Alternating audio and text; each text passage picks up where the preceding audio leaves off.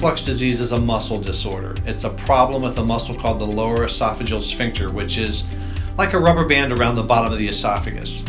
That muscle is supposed to prevent you from letting stomach contents getting back up into the esophagus. The disorder known as gastroesophageal reflux disease is a problem where that muscle is not functional or doesn't function correctly. Heartburn is a symptom. It's that burning in the chest, that pressure in the chest. Reflux is the sensation that something is coming up into your chest. It's pretty unusual to sit down with a patient and say, you need surgery.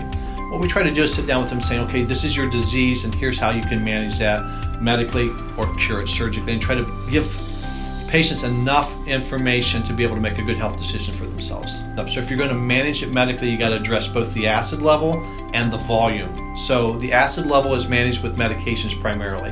The volume control, that's the lifestyle stuff. That's avoiding large meals, not going to bed on a full stomach, avoiding trigger foods, things that we know affect that sphincter muscle from working correctly. Curing the disease is an entirely different animal.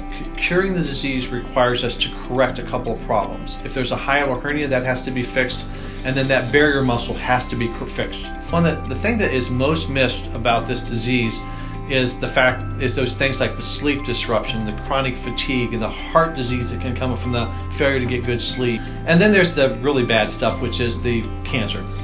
We know that esophageal cancer, particularly adenocarcinoma of the esophagus, is caused by reflux disease.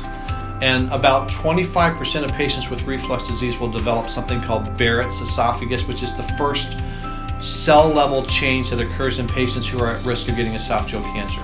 Communicate with your family physician that you're having issues either with uncontrolled symptoms, concerns about the long-term effects of the disease, concerns about being on the medications long-term. Whatever is driving you to want to know more, talk with your family physician. Get a referral to the Heartburn Treatment Clinic and get in to see us, and we can begin the diagnostic process for you to sort out what the problem is and come up with a strategy going forward as to how to best manage that problem.